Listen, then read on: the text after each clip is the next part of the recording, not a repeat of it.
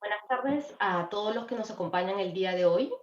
Gracias por seguirnos en esta transmisión. Soy Isabel Calle, soy directora ejecutiva de la Sociedad Peruana de Derecho Ambiental y queremos darles la bienvenida a este seminario virtual llamado Democracia Ambiental Ahora.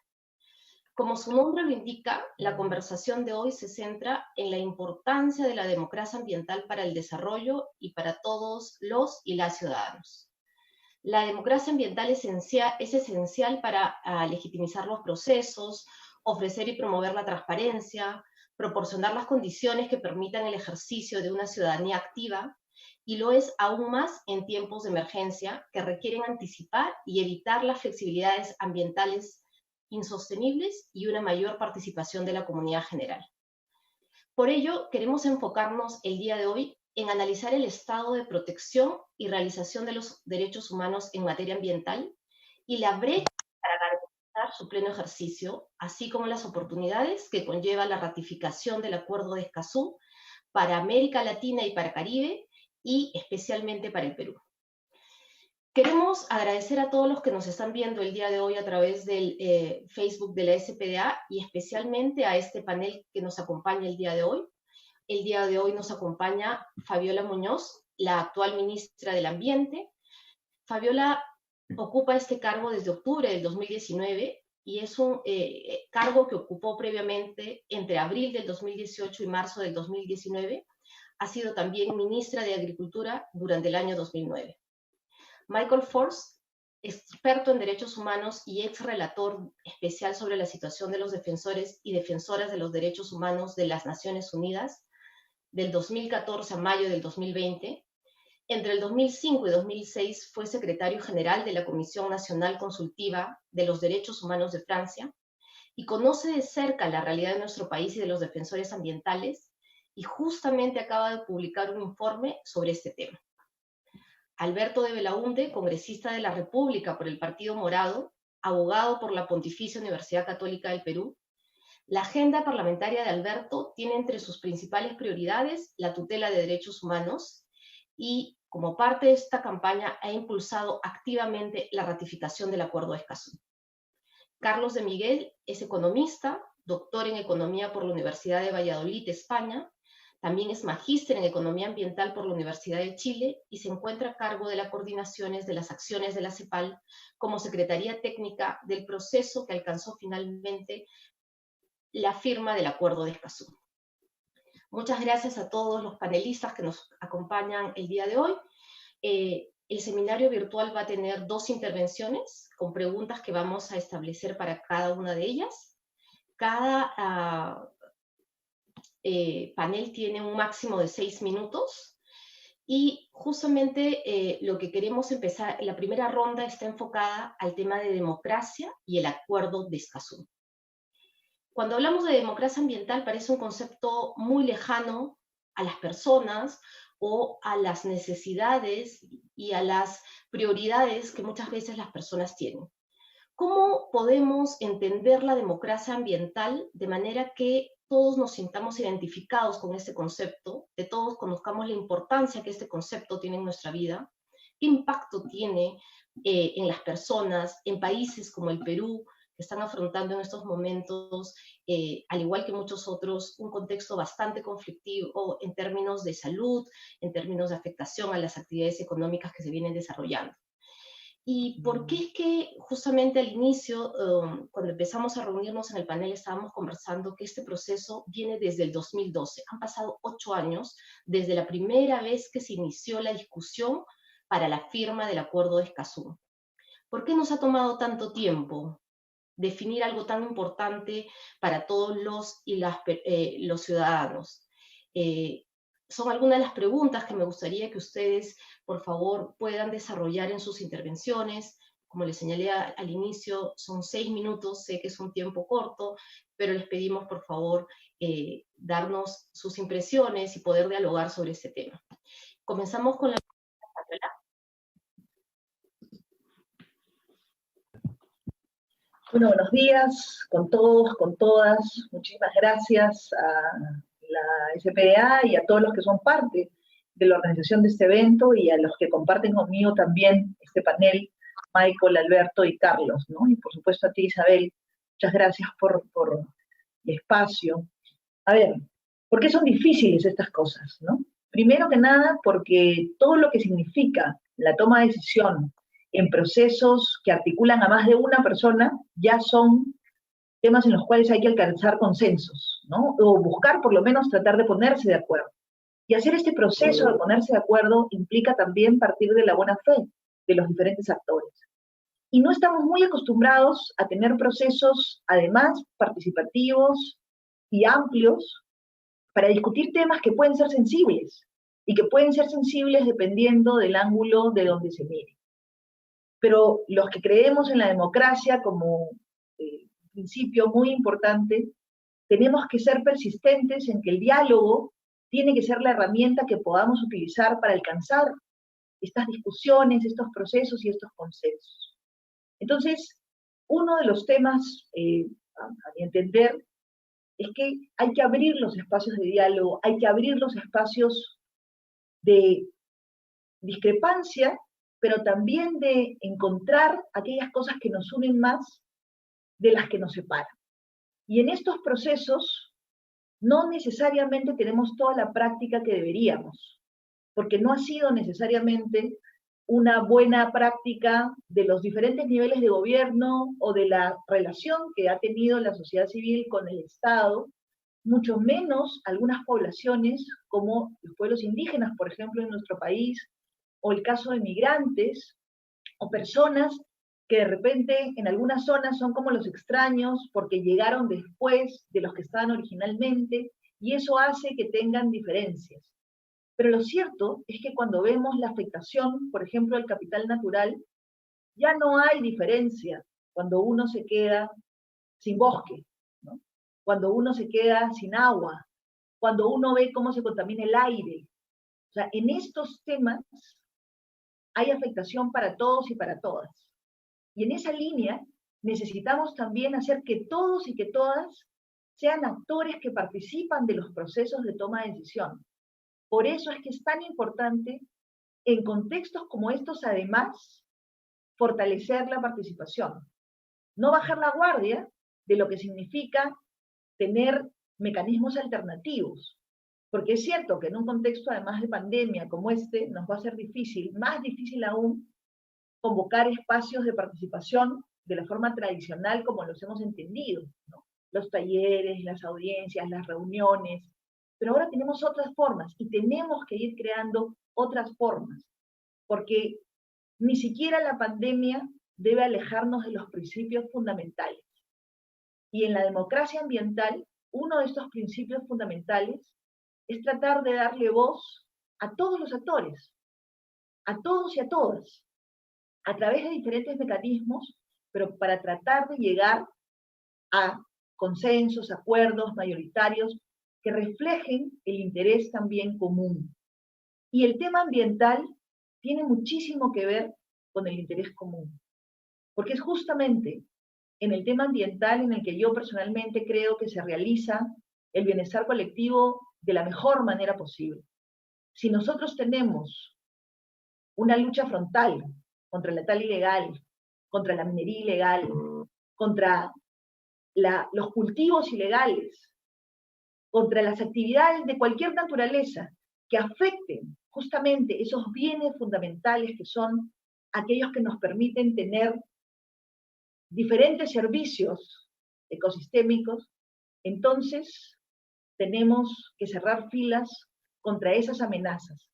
Y ahí es donde entra y surge la idea de las personas como estos guardianes, como estos actores fundamentales en esta defensa en la que también el Estado, el gobierno local, o sea, todos los niveles de gobierno local, regional, nacional, tenemos también que cerrar filas para generar las medidas de protección y de reconocimiento que estos actores deben tener. No siempre es sencillo justamente llegar a acuerdos, porque son muchos actores los involucrados, muchos intereses que también se tocan y a los cuales nos enfrentamos. Nosotros hemos tenido un proceso largo de intervención como gobierno en el tema de la Pampa, enfrentando directamente la minería ilegal. Y ahí Hemos tenido ejemplos interesantísimos, como el de Víctor Zambrano, que tiene años en Madre de Dios enfrentando esta situación contra la minería ilegal en defensa de los bosques. Pero no hay un solo Víctor, hay muchísimos más. Hay muchísimos líderes indígenas, lideresas, que enfrentan esto desde hace muchos años, y es nuestro deber, es nuestra obligación protegerlos y visibilizarlos. Porque cuanta mayor transparencia tengamos en estos procesos, reducimos los riesgos. Y por eso es que para nosotros es crítico el tema de ratificar el Acuerdo de Escazú. Yo tuve el privilegio como ministra del Ambiente de firmar el acuerdo por el Perú. Entonces, para mí es un tema hasta personal el lograr que el Perú pueda realmente ratificar este acuerdo y ser, ojalá, el 10º país que ya lo tenga en funcionamiento. Y yo tuve hace poco una reunión con la Comisión de Pueblos del Congreso de la República y le pedí formalmente a su presidente y a los congresistas que por favor no dejaran este tema olvidado, ¿no? Es un tema muy importante y estamos dirigiendo también una comunicación al presidente del Congreso al respecto. Porque lo que tenemos que tener en claro es que esto fortalece nuestra democracia y fortalece las relaciones con los diferentes actores de la sociedad y visibiliza a unos actores que son fundamentales, que son nuestros defensores ambientales. Creo que no quiero excederme del tiempo, así que lo dejo ahí. Gracias. Gracias, Fabiola. Tenemos ahora a Michael. Michael, por favor.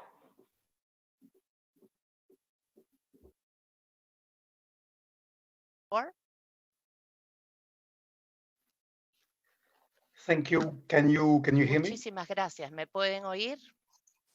Yes. Okay, so I wanted to Muy bien.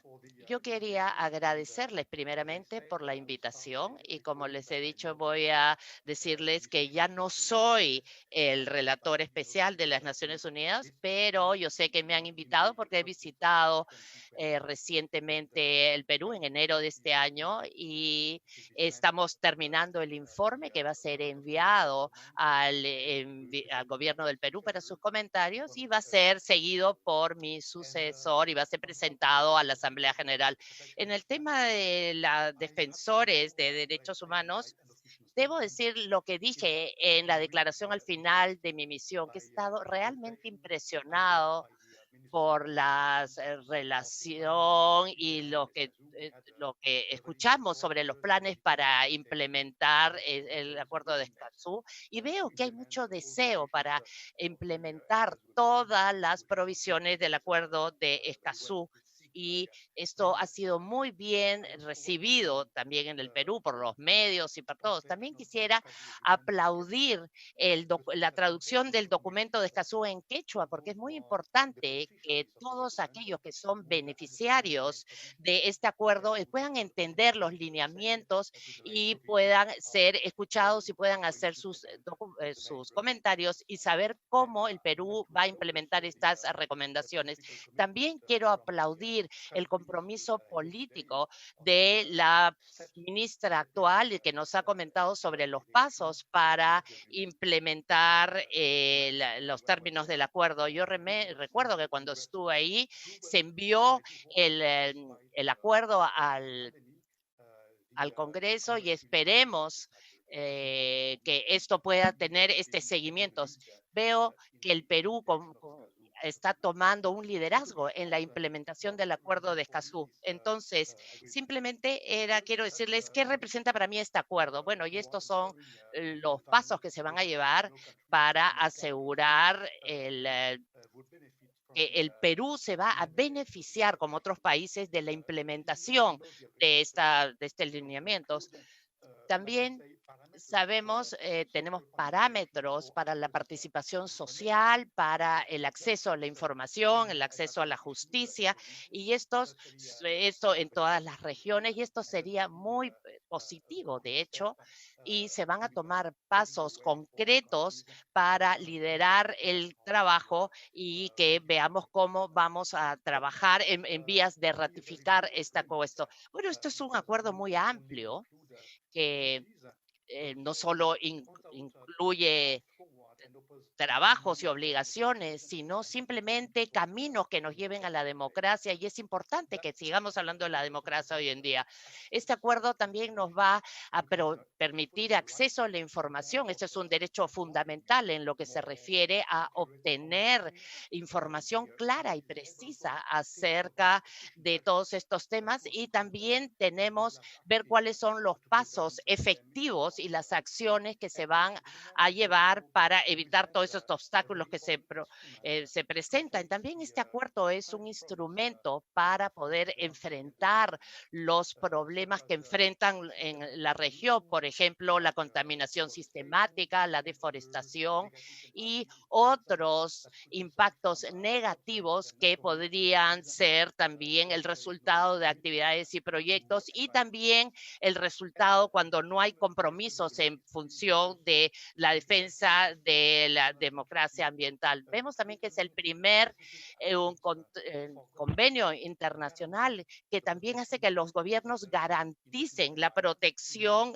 de los defensores de derechos en regiones que son muy, muy peligrosas en el mundo. Entonces, para terminar, quisiera decirles que al final he hablado y me he comunicado con el presidente del Perú para que luego se puedan comprometer y hagan un mecanismo para la protección de los defensores, y también estamos hablando de un plan internacional que se va a asegurar una efectiva implementación de este protocolo, y nuevamente vamos a hablar sobre algunas ideas de cómo podríamos mejor proteger a estas personas en el Perú. Y con esto quería terminar y agradecerles muchísimo por esta invitación. Muchas gracias, Michael. Por favor, congresista Alberto.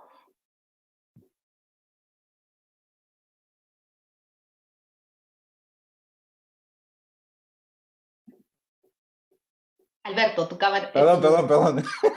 Es mi típica equivocación en esta pandemia es no prender el micro cuando me pongo a hablar. Bueno, estoy muy contento porque 6 minutos es como el doble de tiempo de lo que nos dan para intervenir en el Pleno del Congreso, así que estoy muy cómodo con ello.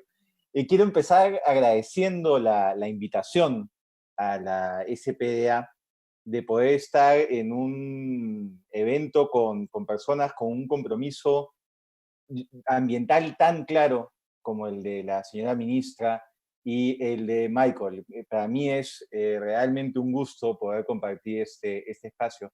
Y quiero empezar destacando además que la Sociedad Peruana de Derecho Ambiental esté realizando este evento con una interpretación simultánea de señas.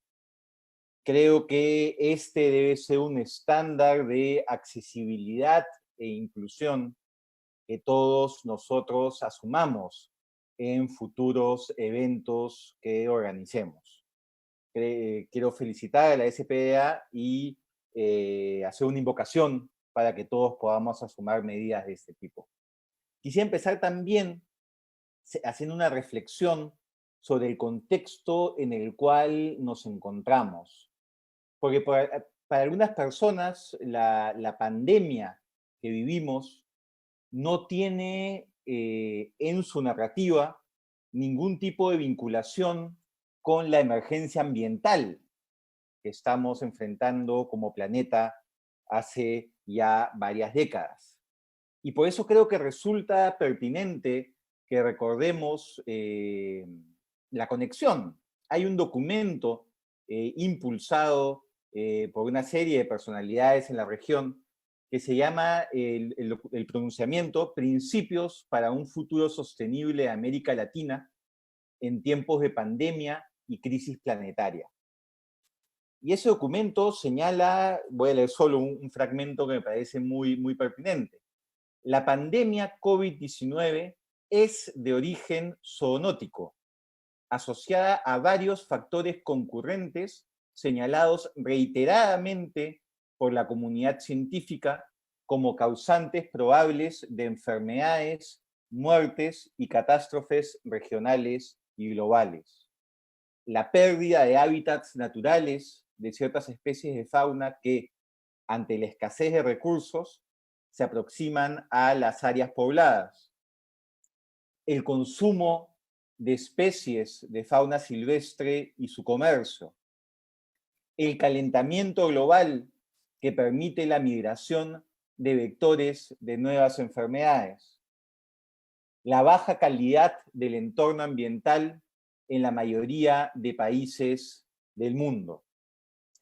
Es relevante mencionar esto, especialmente en la discusión política, porque lo que vamos a ver y lo que ya estamos viendo en el debate público es que el enfrentar la crisis social y económica que implica el COVID-19 está haciendo que algunos generen una suerte de jerarquía de importancia de los temas públicos. Y cuando uno habla de la agenda de sostenibilidad, de agenda ambiental y de la agenda de derechos humanos, lo que empezamos a notar es que hay quienes dicen, ahora hay temas más importantes, ¿no? Estamos en una situación de emergencia, esto está muy bien para ser discutido luego. Y lo que nosotros tenemos que asegurar en la discusión pública es que cuando hablamos de temas como el Acuerdo de Escazú, cuando hablamos de la agenda ambiental, cuando hablamos de la agenda de derechos humanos, estamos hablando de la emergencia internacional que hoy vivimos con el COVID-19. No debe ser esto dejado de lado y por el contrario, la situación global que vivimos el día de hoy demuestra la urgencia de la aprobación del Acuerdo de Escazú y del fortalecimiento institucional ambiental en nuestro país. Actualmente, el acuerdo se encuentra en la Comisión de Relaciones Exteriores. Es ahí donde tenemos que construir el consenso para lograr que sea aprobado y que esto pase al Pleno del Congreso, que debe ser ratificado. Yo he pedido y pido constantemente, me he vuelto el pesado de la comisión, que el tema se ponga en agenda.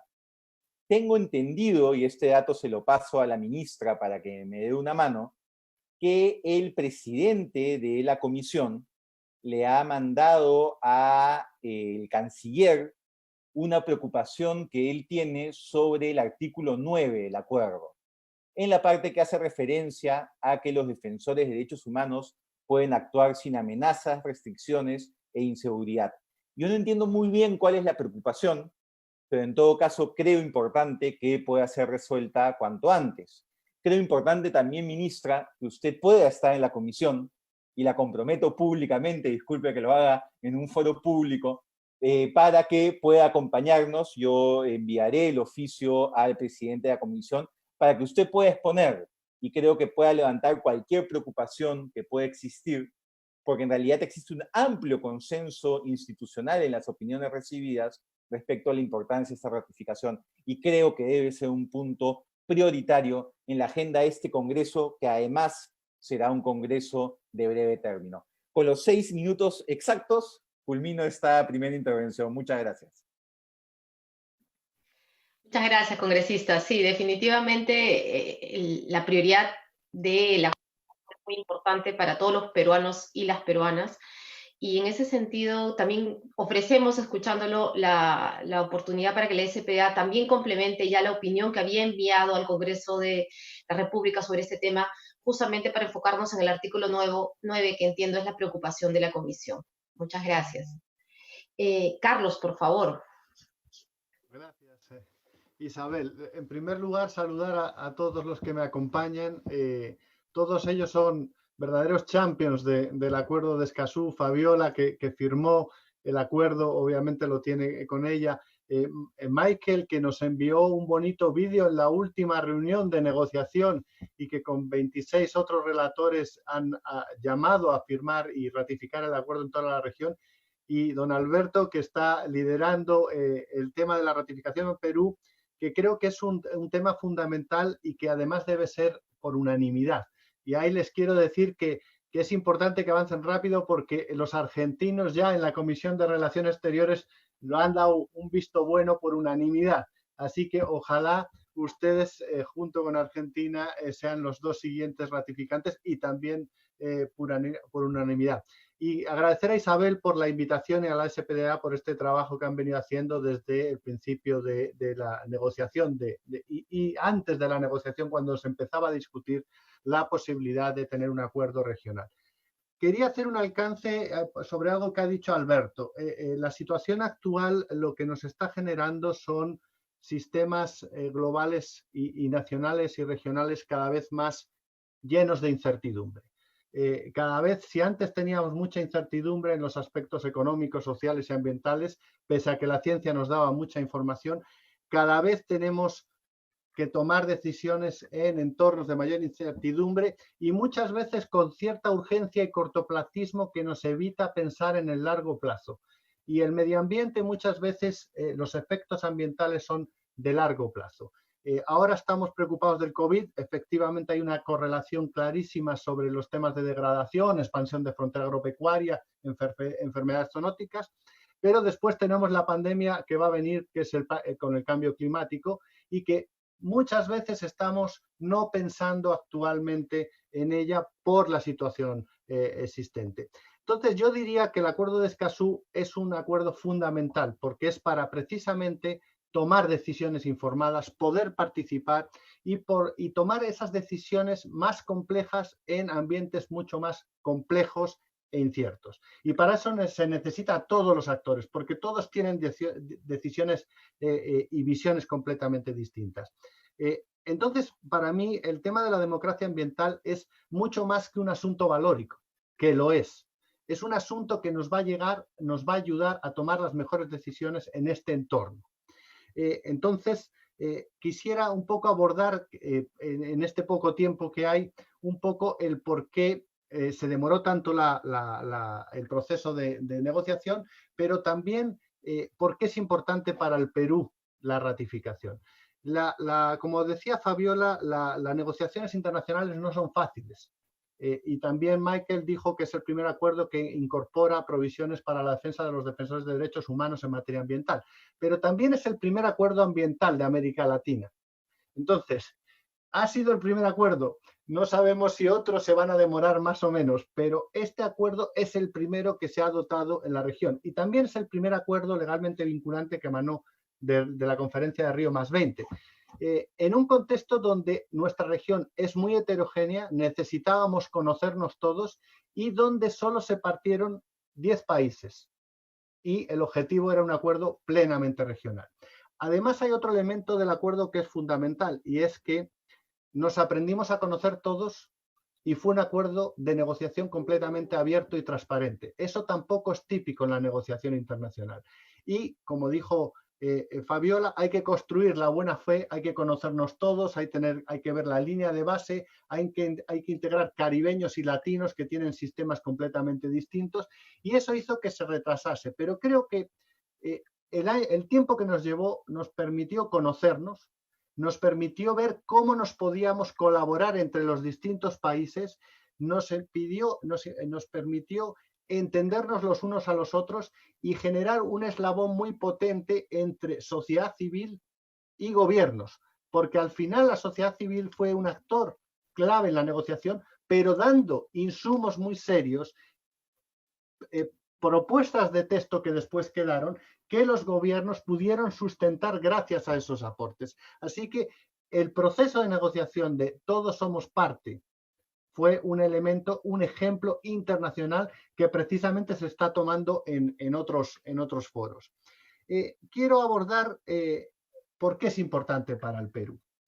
Yo creo que hay dos factores fundamentales. Uno es importante para todos los países de la región, pero en el caso del Perú hay algunos elementos adicionales que lo hacen muy importante y que creo que es un tema de responsabilidad de Perú hacia la región, pero de orgullo regional, de orgullo del Perú. Lo primero es que Perú fue uno de los 10 países que firmaron la declaración que dio origen al proceso, es decir, fue uno de los que empezó este proceso.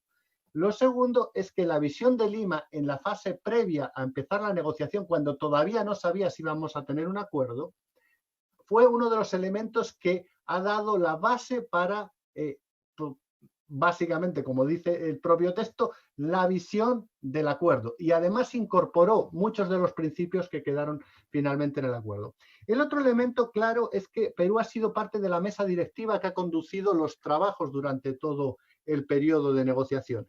Y hay uno que poca gente conoce, que es que el Perú, junto a otros 4 países, fueron los que prepararon el texto, la nota conceptual para incorporar el artículo 9 en el acuerdo.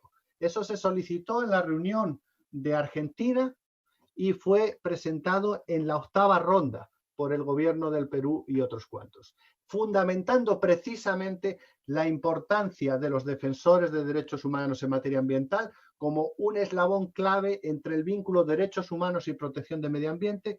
No vamos a proteger los derechos humanos si destruimos el medio ambiente, porque no tendremos prácticamente derecho a la vida, derecho al agua, derecho al medio ambiente sano, pero tampoco vamos a lograrlo si asesinamos o, como pasa en el mundo y en América Latina particularmente, a aquellas personas que defienden el medio ambiente. Y el otro elemento clave es que el Perú también ha sido el primer país que ha traducido junto a nosotros el acuerdo en un idioma indígena, dando un ejemplo precisamente en una región donde las lenguas indígenas son un componente esencial de la comunicación y el acuerdo de Escazú es precisamente para llegar a los más desfavorecidos. El segundo elemento tiene que ver con los beneficios, que no es solo el fortalecimiento democrático y los derechos de acceso. El propio objetivo del acuerdo de Escazú habla del derecho al medio ambiente sano de las generaciones presentes y futuras y al desarrollo sostenible. Es la integración del pilar económico, social y ambiental. Pero creo que además el acuerdo, al ser instrumental, va a ser fundamental para el cumplimiento de otros acuerdos multilaterales ambientales. En el caso del Perú, también es importante para sus procesos con la OCDE o los exámenes periódicos universales. Creo que va a ser un elemento fundamental. Y para concluir, yo quería decir que no hay que esperar a que esté el acuerdo ratificado para implementarlo. Ya el acuerdo está teniendo muchos efectos en muchos países de la región. Ya hay sentencias, resoluciones judiciales de Cortes Supremas, de Cortes Constitucionales que utilizan el acuerdo de Escazú, resoluciones de defensorías del pueblo, hay donantes que están apoyando a algunos países, en concreto la implementación, hay mecanismos, instituciones de monitoreo y fiscalización que están buscando utilizar los criterios del acuerdo de Escazú para hacer su labor y por tanto yo creo que ya está teniendo efecto, pero obviamente cuando entre en vigor eso se va a ver mucho más fortalecido. Así que con eso lo dejaría, espero no haberme demorado demasiado. Gracias, Carlos. Muchas gracias por sus reflexiones. Ahora quisiera que demos lugar a la segunda parte de las intervenciones, que está enfocado sobre todo en el tema justamente de lo que ya hemos hablado en la primera parte, que es el tema de defensores y defensoras ambientales en derechos humanos. El Acuerdo de Escazú, como muchos lo han mencionado previamente, es el primer tratado que reconoce a defensores y defensoras en derechos humanos ambientales y nos insta a protegerlos, a establecer mecanismos de protección. Por tanto, el acuerdo es una oportunidad para alinear lo que son las políticas de país que tenemos con estos estándares internacionales que se han trabajado a nivel de distintos países. Siendo y así, ya Michael nos ha hablado un poco del tema de defensores ambientales, la ministra Fabiola también nos ha hablado del caso de Víctor Zambrano específicamente. Entonces, ¿cómo vemos la relevancia del rol de estos defensores en un país minero, en un país petrolero, en un país forestal, en un país de áreas protegidas? Porque justamente nosotros tenemos una diversidad que hace que tengamos muchas potencialidades y muchas oportunidades a la vez, pero a la vez muchos conflictos. ¿Cómo vemos este rol? ¿Cuáles serían las medidas de corto, de mediano plazo que se podrían tomar para proteger a este grupo de defensores y defensoras ambientales? Y sobre todo, conociendo ya el informe, la declaración de fin de misión que hizo Michael cuando vino a Perú a fines de enero y comienzos de febrero, donde ya algunas preocupaciones que evidencia en esta declaración a raíz de la visita. Le recuerdo que tienen 6 minutos para cada intervención y por favor comenzamos con la ministra Fabiola. Gracias.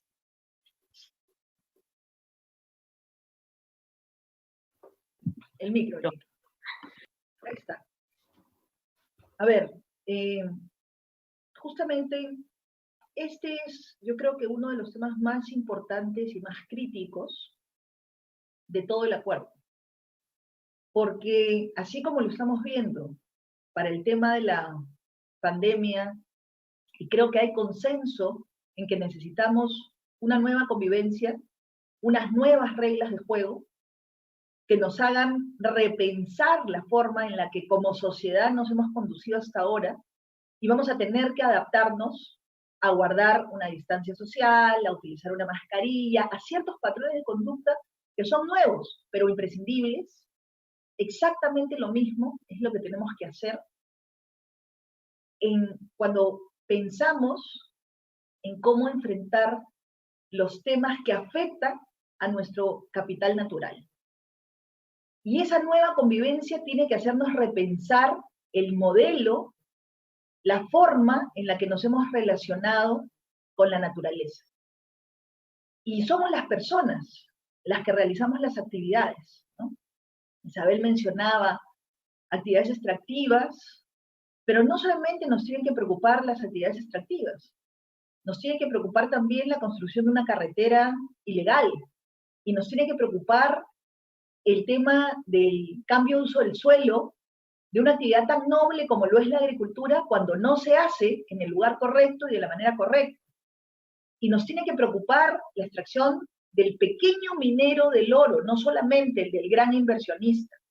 Nos tiene que preocupar cualquier cosa que afecte nuestro capital natural y que afecte además a los millones de personas que tienen sus principales fuentes de alimento y su medio de vida vinculado a los recursos naturales. Y no solamente estoy hablando de la Amazonía, estoy hablando en general de la relación con las montañas, con los bosques secos. Los glaciares nos alimentan a todos nosotros de agua, o sea, nos brindan servicios. Necesitamos repensar la relación que hemos tenido con la naturaleza. Y el artículo 9 en particular, y acepto completamente la invitación, Alberto, a ir a la comisión en el Congreso, y creo que ahí necesitamos alinear lo que ha sido para que la relación con el ambiente, con la naturaleza, sea cada vez mejor, pero sobre todo entre nosotros como ciudadanos, como ciudadanas, podamos entender que el rol de aquellos que desde hace muchísimos años nos están tocando la puerta, nos dan las señales de alarma, de alerta, acerca de lo que estamos haciendo y la forma como lo estamos haciendo, es importantísimo. Un defensor ambiental, efectivamente, es un defensor de derechos humanos, porque el agua tiene relación con los derechos humanos, porque el aire, el derecho en nuestra Constitución en el Perú, tenemos entre los derechos fundamentales el derecho a gozar de un ambiente limpio, de calidad. O sea, eso es parte de lo que tenemos que reconocer que no hemos estado haciendo tan bien, y que esta nueva convivencia nos tiene que hacer repensar cómo hacerlo de una mejor manera, de una manera diferente. Y en esa manera diferente, el rol de aquellos que trabajan día a día, haciéndonos notar esas situaciones conflictivas o de peligro, es fundamental. Y el rol nuestro como Estado tiene que ser garantizar, generar condiciones para que el diálogo, para que el trabajo que hacen por nosotros, en defensa también de nuestros derechos, sea seguro, sea un trabajo que pueda hacerse en libertad,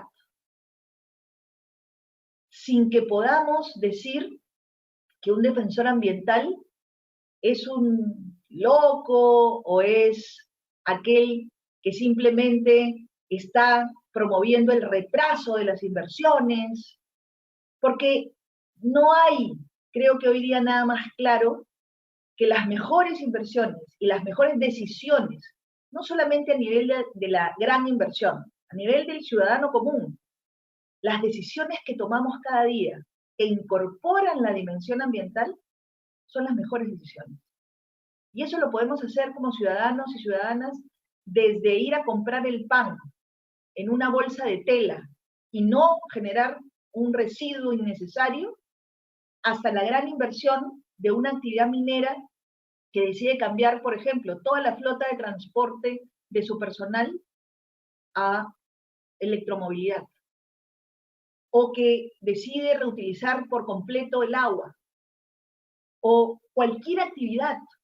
Entonces, no importa si es una actividad extractiva, como la minería, el petróleo, si es una actividad como la actividad forestal, maderable o no maderable, si estamos hablando de actividades como la construcción de carreteras, no importa la actividad. Lo que tenemos que lograr es que esté realmente enmarcada en el desarrollo sostenible que queremos.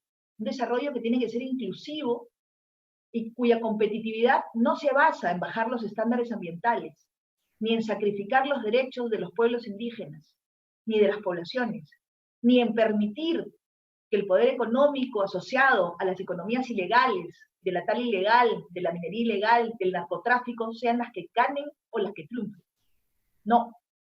Se basa en una sociedad democrática, abierta, transparente, que incluye a todos y a todas en un diálogo constructivo, en un diálogo que permita ponernos de acuerdo sobre cuál es este desarrollo que nos tiene que incluir y que nos tiene que permitir crecer, sí, pero con inclusión, que nos tiene que permitir mejorar los indicadores económicos, sí, pero con respeto al tema ambiental, donde la incorporación de la dimensión ambiental es lo que realmente garantiza que sea la mejor decisión.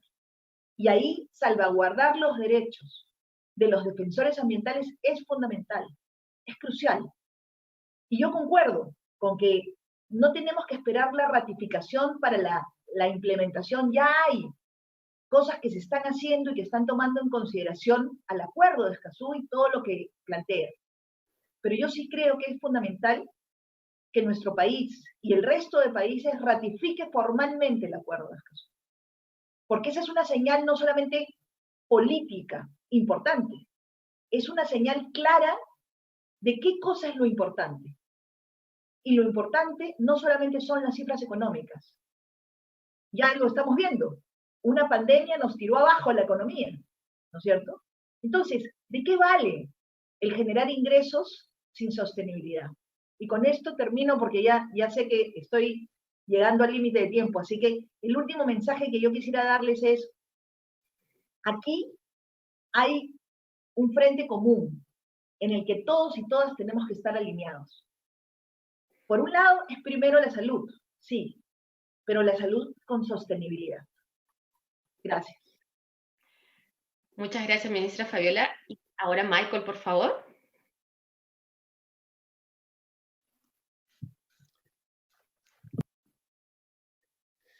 Thank you for the, Muchísimas gracias por darme la palabra. Y ahora quisiera recordarles que en el 2016, justo antes que presentara el informe sobre la comisión, Berta Cáceres de Honduras fue asesinada. Entonces, recordemos que desde el 2014 he estado viajando muchísimo y siempre me ha impresionado muchísimo el número de asesinatos y ataques que se han cometido en los diferentes estados por actores no estatales, y todos estos ataques a los defensores de derechos humanos, y también en África, en las Filipinas, en Asia. Ahí estos defensores están tanto en riesgo y por eso es que tenemos que protegerlos. Y a lo largo de los años he tratado de monitorear la situación de los defensores y vemos que hay causas sistémicas que están subyacentes a todas estas violaciones. Y no podemos solucionar el problema si es que no vemos estas razones, subyaciones. Voy a mencionar algunas. Primero, lo que nosotros llamamos la falta de balance en los poderes entre los estados y la relación con los defensores. Vemos que las comunidades y las gentes indígenas muchas veces están excluidas de los procesos de toma de decisiones en lo que se refiere a las tierras y a los recursos. Y en muchos países, bueno, eso también lo he visto cuando vi a Perú, el derecho a una opinión no se ha implementado apropiadamente. Muchas veces se les ignora. Y también tenemos este enfoque dominante. Entonces hay una área de oposición que va a impedir este acercamiento porque se buscan simplemente otro tipo de intereses en contra de la sostenibilidad. El tercer elemento que podemos ver en muchos países es el impacto de la corrupción y la impunidad. Los estados casi siempre fallan para poder asegurar que los agresores realmente sean traídos a la justicia y sean perseguidos como se debe. Entonces, hay muchísima impunidad. Entonces, ¿qué cosa es lo que los diferentes actores podrían hacer para proteger a los defensores? Mi reporte del 2016 incluye muchas recomendaciones dirigidos a muchos actores. No voy a mencionar a todos, pero me gustaría enfocarme en algunos. La primera recomendación es que la protección efectiva de los defensores empieza con el reconocimiento de todas las partes que todos tienen el derecho a defender y todos tienen el derecho a estos derechos. Entonces, muchas veces los defensores no se identifican a sí mismos como defensores. Entonces, si hacemos esto, tendríamos que crear un apoyo público y tener declaraciones a los niveles más altos para su protección. La segunda recomendación es simplemente un llamado a las sociedades y a las entidades para que incluyan a defensores de sus comunidades en la toma de decisiones relacionadas en su empresa. Por eso el acuerdo de Escazú es un ejemplo muy importante que inspira a los estados a hacer esto. La tercera recomendación es para que los estados realmente tengan un rol importante en el monitoreo y la protección de los defensores.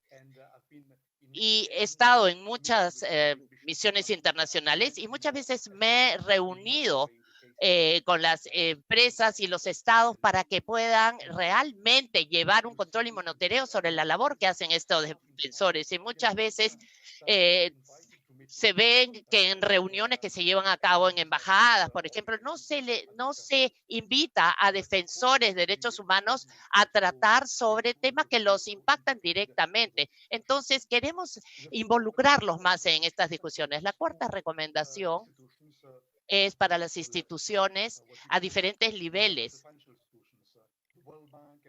El Banco Mundial, los bancos regionales, las diferentes entidades también tienen un rol para asegurarse que sus actividades no contribuyan a estas infracciones contra los derechos humanos de estos defensores. Entonces, todos deberían asegurar que haya una responsabilidad dentro del tema de las inversiones y garantizar un análisis sistemático de un ambiente propicio para que se haga esta protección de manera efectiva. Y la última, la quinta recomendación, es simplemente para trabajar localmente, regionalmente y poder apoyar el trabajo de todos estos defensores. Y hay una necesidad para los países para que se aseguren que hay estas redes y que apoyen a esta protección. Y también los países tienen que asegurarse que aquellas organizaciones y estas redes de defensores se puedan reunir y que puedan estar incluidas en un ambiente de justicia y también incluir a las comunidades indígenas. Tienen un rol muy importante y tienen que estar ciertamente incluidas en todos estos procesos. Muchísimas gracias. Muchas gracias, Michael. Por favor, congresista Alberto. Listo, muchas gracias. Quiero empezar esta ronda saludando también por la disposición de la pantalla, no había visto que estaba presente, a Carlos de Miguel.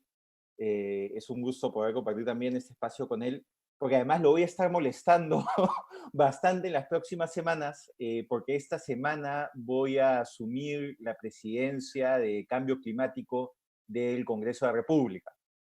Entonces ahí creo que se van a abrir varias oportunidades de trabajo, por supuesto también con la ministra.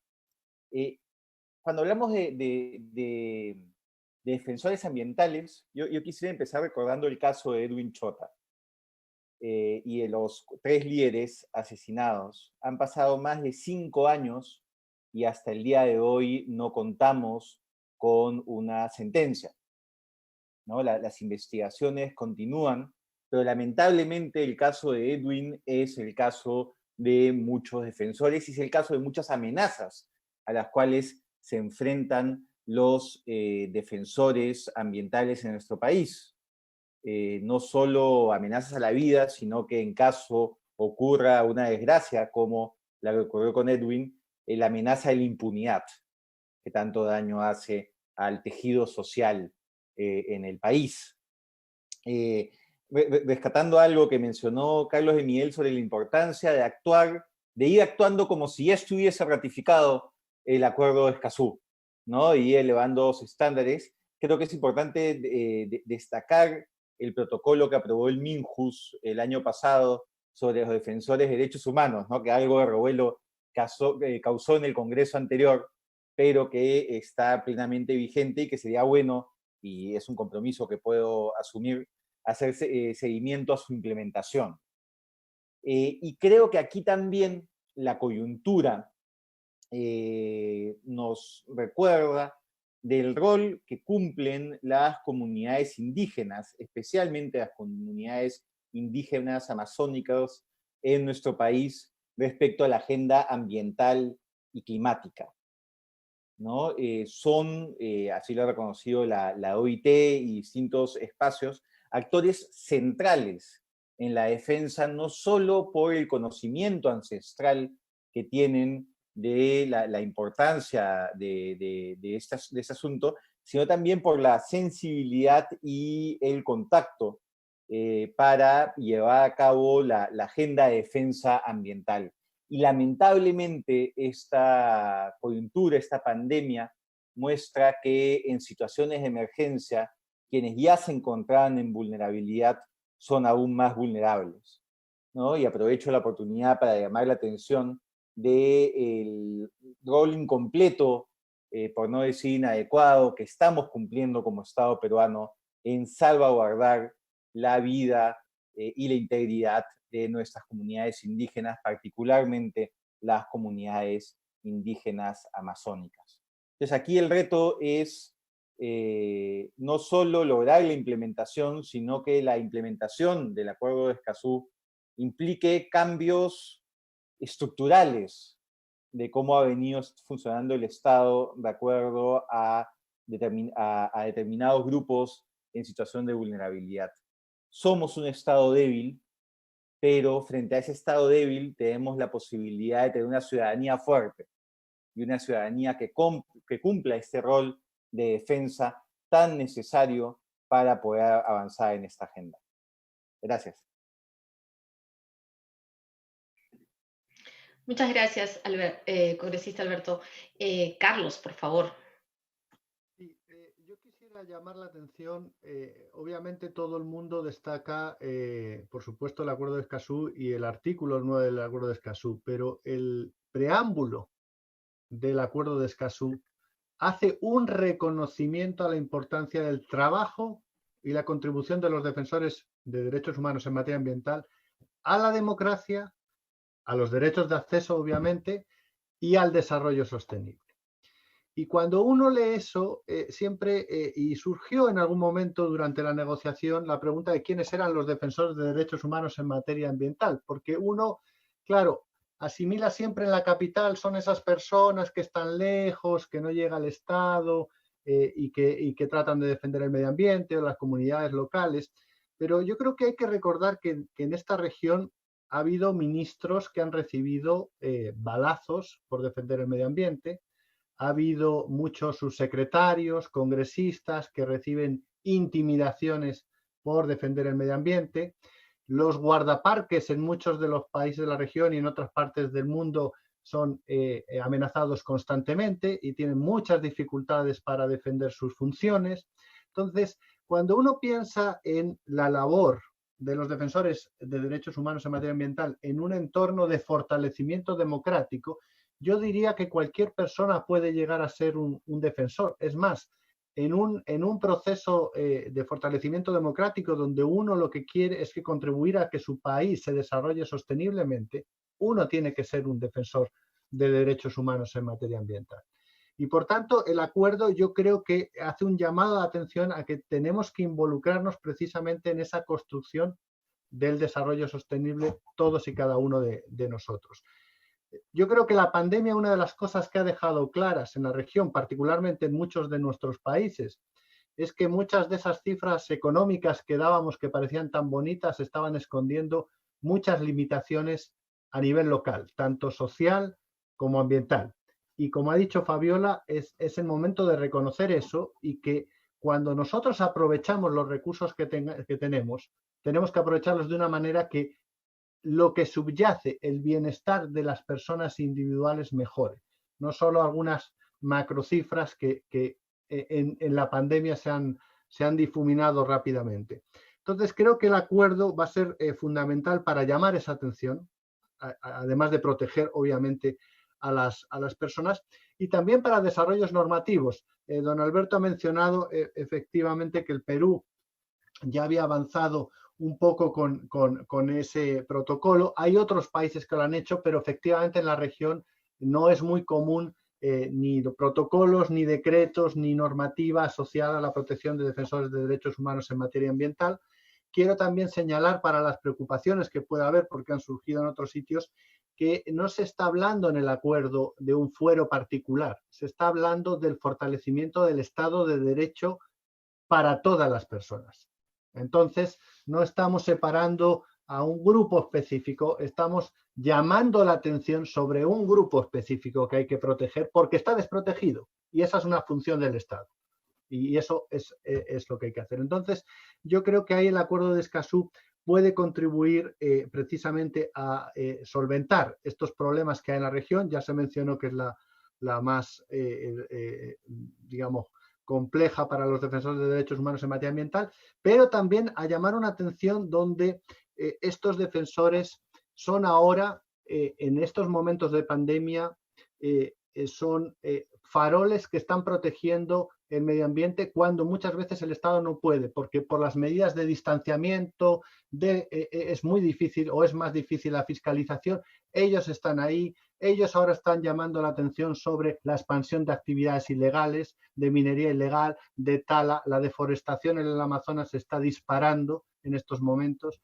Entonces ellos están contribuyendo a ayudar al Estado a hacer ciertas cosas que el Estado, por la situación, está más dificultado. Y por tanto son unos aliados de la labor del Estado. Y cuando digo el Estado, hablo del Ejecutivo, del Legislativo y del Judicial. Así que yo creo que este es uno de los componentes principales. Creo que la ratificación de los países con este elemento, además, les va a llenar de un orgullo que no tienen en otras partes del planeta, porque como dijo Michael, es el primer acuerdo que incorpora provisiones específicas para esto y estoy seguro que va a ser un ejemplo que va a ser copiado. Entonces hay que estar siempre del lado de los que innovan más que de los que imitan en forma permanente. Con eso terminaría. Gracias, Isabel. Muchas gracias, Carlos. Tenemos varias preguntas, pero el tiempo ha pasado muy rápido en ese diálogo que hemos tenido, así que quisiera concentrarme en una pregunta que me parece súper relevante y me gustaría ver si alguno se anima a contestarla, y es, ¿cuál es la garantía de que más documentos y procesos en el marco de la democracia liberal, que tiende a quedarse solo en fórmulas procedimentales, pueda realmente cambiar el panorama de degradación, de devastación ambiental que se viene dando en América Latina y el Caribe?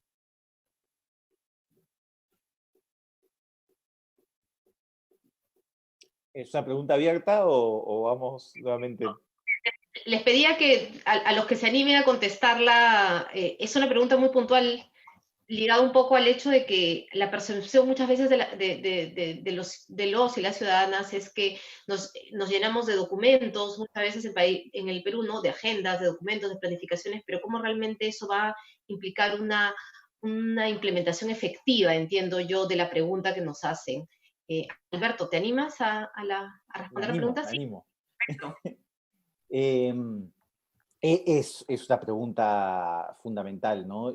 Aquí no hay acuerdo internacional que pueda suprimir o ignorar el compromiso institucional y finalmente los compromisos personales que dentro de esas instituciones existan, ¿no? Pero lo que nos brindan los acuerdos internacionales son varias cosas que considero positivas. Primero, un norte claro hacia dónde avanzar y permite encontrar o sintonizar la voluntad política con aquello que se necesita hacer para cumplir los objetivos que hay detrás de esa voluntad política.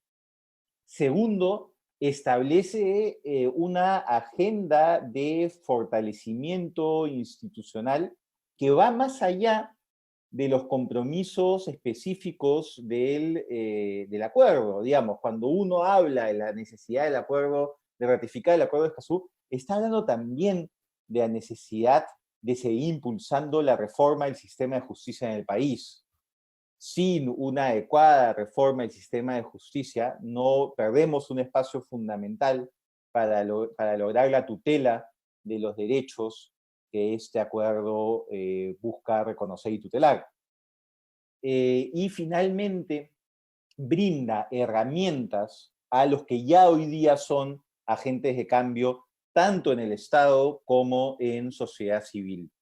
Entonces creo que no es un documento más, además mi información de abogado hace que también quiera dar una respuesta jurídica al respecto, que no lo voy a hacer para no aburrir a la audiencia, pero también desde el punto de vista jurídico, el contar con estos tratados que tienen peso constitucional resultan herramientas fundamentales, ¿no? Y creo además, esta es una reflexión que había reservado para palabras finales, pero que voy iniciando aquí, creo fundamental que en el contexto actual, donde va a existir muchas personas interesadas en invisibilizar la agenda ambiental, señalando que la economía es lo único importante y que tenemos que retomar la senda del crecimiento y que es crecer por crecer económicamente, que nosotros nos pongamos fuertes y no olvidemos que un crecimiento económico sin sostenibilidad es uno de los problemas que nos ha llevado a estar acá el día de hoy. Gracias. Muchas gracias. Fabiola, por favor. Sí, gracias Isabel. A ver, a mí me gustaría compartirles un tema personal. En el Estado, ¿no es cierto? Yo he aprendido que el secreto es no cansarse, porque puede ser muy frustrante que generamos marcos normativos súper buenos, ¿no? Ideas súper propositivas, pero a la hora de implementarlas, puede que no se implementen como uno lo pensó, puede que la gente no quiera hacerlo, aunque sea bueno para las propias personas, pueden haber muchos factores. Entonces la persistencia es una cosa que tenemos que tener los que por vocación de servicio público estamos aquí, ¿no?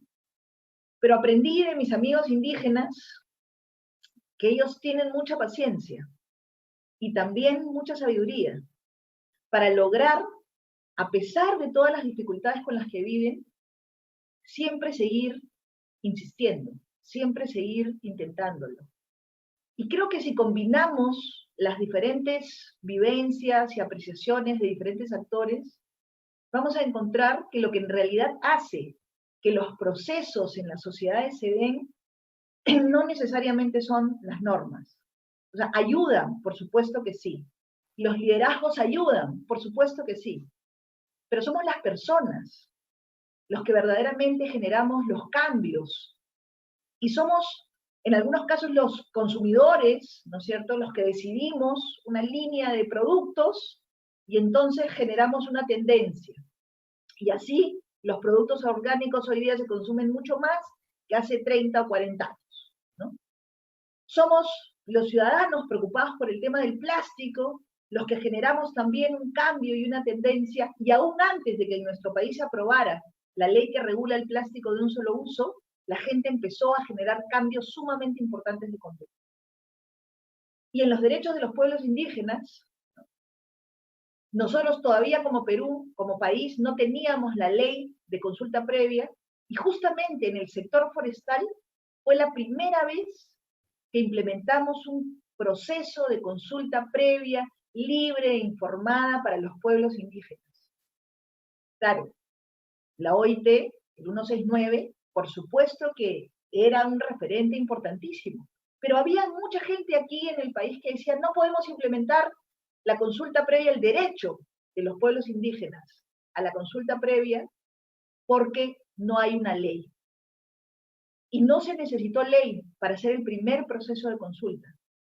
Fue una decisión basada en un diálogo intercultural muy bueno y muy rico entre las organizaciones indígenas, el Congreso de la República, el Ejecutivo, organizaciones diferentes de sociedad civil, y se pudo llevar adelante un proceso de consulta previa sin tener ley de consulta previa. Y yo creo que es exactamente lo mismo que tenemos que hacer en cualquiera de las cosas que emprendemos. Podemos tener normas, tratados internacionales, que son, por supuesto, importantes, pero somos nosotros, los ciudadanos y ciudadanas, los que les damos realmente el carácter de cumplimiento cuando lo ejecutamos, cuando lo impulsamos, y el secreto ahí es no cansarse. O sea, tenemos que seguir impulsando la implementación de estos procesos de diálogo que nos enriquecen como sociedad, como democracia, y tener a estos actores que son fundamentales, no solo darles las condiciones de seguridad, sino, como decía Carlos, y me parece una idea súper interesante, cada uno de nosotros debería ser, desde donde esté, un defensor ambiental. Y eso nos une más que lo que nos separa. Muchas gracias, Fabiola. ¿Y Michael también quería intervenir? Carlos, ¿se ve? Yes, very briefly. For me, muy brevemente, para mí, si no hay un compromiso político a los niveles más altos, en el Parlamento, si no hay eso, las cosas no van a cambiar en los países. Y por eso es que mi informe que se va a presentar al Consejo de las Naciones Unidas contiene unas ciertas guías para el Perú que va a guiar a estos actores. Si se implementan alguna de estos lineamientos y recomendaciones, yo creo que van a poder realmente impulsar la defensa de estos defensores. Y tiene que haber este compromiso político. Y me impresionó cuando estuve en el Perú, cuando estuve conversando con el ministro del Ambiente, estaba viendo cuál era el plan, el ambicioso plan para implementar el Acuerdo de Escazú. Una vez que se ratifique, se va a implementar. Pero sabemos que entre ministerios hay ministros que dicen una cosa y otros que dicen otras. A veces hay divergencias en cómo se podría hacer esto efectivo, pero si no hay un compromiso político a altos niveles para asegurarse que todos los ministros están trabajando en la misma línea, no van a cambiar las cosas. Y como digo, si no enfrentamos las raíces básicas que atacan a los defensores, no va a funcionar nada. Para mí, el compromiso político es lo más importante. Muchas gracias, Michael. Carlos, por favor. Y solo dos apreciaciones sobre esa pregunta que suele surgir mucho. A ver, cuando uno está pensando en temas de largo plazo, de políticas de Estado, uno requiere ir construyendo poco a poco esa paciencia que dice Fabiola, donde todo es importante. Uno tiene que tener un marco normativo que guíe, como ha dicho Alberto, el norte claro. Ahora en América Latina muchos países están desarrollando sus leyes de cambio climático. Uno podría decir, bueno, ¿para qué queremos una ley de cambio climático? Precisamente la discusión de la ley, la discusión, el proceso hace que todos empiecen a pensar el por qué es importante y vayan incorporando esos elementos en su día a día, en las funciones que estén utilizando. Cuando se hicieron los análisis del Acuerdo de Escazú en Perú, donde todos los ministerios tuvieron que revisarlo y comentar lo que ha pasado en muchos países, todos empezaron a ver cómo les podía servir a ellos. Si uno no hace ese proceso, difícilmente la gente en su parcela chica y día a día entiende esos temas. Pero además lo importante es que los procesos son progresivos y esas políticas de Estado se van construyendo y sedimentando poco a poco. Si uno piensa en derechos humanos, el camino ha sido muy largo y han sido ganancias poco a poco, una ganancia tras otra. En las libertades o la igualdad de género ha sido una ganancia poco a poco. Se han sedimentado con procesos legislativos, por acuerdos internacionales, pero obviamente es la voluntad de la gente, es un proceso que se retroalimenta. Entonces, nada es indispensable, pero todo es a la vez indispensable. Entonces, yo creo que ese elemento lo hace fundamental. El otro que creo que es importante, pensando en la transformación que se necesita, es que, y varias veces han mencionado el tema de la economía, la economía es importante, pero la economía es un instrumento, que es un instrumento para lograr el bienestar de las personas y el desarrollo sostenible. Y de hecho, aunque no estaba relacionado con la pregunta, pero como mencionó Alberto, los temas económicos, nosotros en la CEPAL ahora estamos hablando básicamente de un proceso de recuperación verde, donde se integre mucho más en serio la temática ambiental en los procesos de recuperación económica. Nadie dice no a la economía. Se dice cómo podemos utilizar la economía para lograr el desarrollo y el bienestar de las personas. Así que ahí, tanto en cambio climático como en estos temas, Alberto, efectivamente quedamos a la orden para apoyar lo que necesite. Gracias. Muchas gracias, Carlos. Bueno, muchas gracias a todos ustedes. Como lo mencionamos al inicio, la SPDA junto a la sociedad civil organizada venimos impulsando el Acuerdo de Escazú. Creemos que es una oportunidad, como ya lo han mencionado, para fortalecer la democracia ambiental. Y en ese sentido, aprovechamos este seminario virtual para seguir solicitando, instando al Congreso de la República la necesidad de ratificar el Acuerdo de Escazú. Carlos nos ha hablado ahora de las oportunidades que tenemos. Argentina, por lo que nos ha comentado Carlos, también ya está en proceso de revisión en la Comisión del Congreso. Creo que esta es una oportunidad para reconocer todo el trabajo que se ha hecho desde el gobierno peruano y desde la sociedad civil peruana, ¿no? Carlos ya lo ha mencionado, el gobierno peruano fue uno de los primeros que priorizó en la agenda, que ha tenido una participación muy activa en el proceso de negociación, la sociedad civil peruana también, y creo que todos estaríamos muy felices de sentir que este ciclo, al menos la primera fase, ha concluido y luego entrar ya a preocuparnos por la fase de implementación. Muchas gracias a todos y a todas por habernos acompañado en este seminario virtual. Agradezco personalmente a Michael, a Alberto, a Carlos, a la ministra Fabiola por tomarse tiempo del trabajo, porque ahora con este trabajo virtual creo que se trabaja más que antes, todos sentimos eso, el tiempo es muy valioso y de verdad agradecemos que se hayan tomado parte de su horario en la mañana para estar con nosotros. Queremos agradecer también que todos ustedes puedan seguir comentando y aportando. El congresista Alberto nos dice que hay todavía una oportunidad para seguir aportando este proceso. La SPDA tiene un montón de información sobre esto. Pueden compartir sus recomendaciones en la página de Facebook, en el Twitter. Estamos prestos a poder canalizar y a recibir sus comentarios. No queremos dejar de agradecer a quienes han hecho posible este seminario virtual, que son nuestros financiadores, a la Fundación MUR, a la Fundación Andes Amazon Fund, a The Tenure Facility y obviamente a la Iniciativa de Acceso en América Latina y el Caribe, con quien trabajamos hace mucho tiempo, y a la CEPAL. Gracias Mónica Fischer, que nos ha ayudado en la traducción al inglés. Gracias también a Ena Espinosa, que nos ha ayudado en la interpretación del lenguaje con señas. Vamos a seguir impulsando este tipo de mecanismos que nos ayuden a ser más inclusivos y a que más personas puedan participar y conocer de la información que a través de este espacio hemos tenido. Muchas gracias a todas y todos, que tengan un buen día y nos seguiremos viendo en otros espacios. Gracias.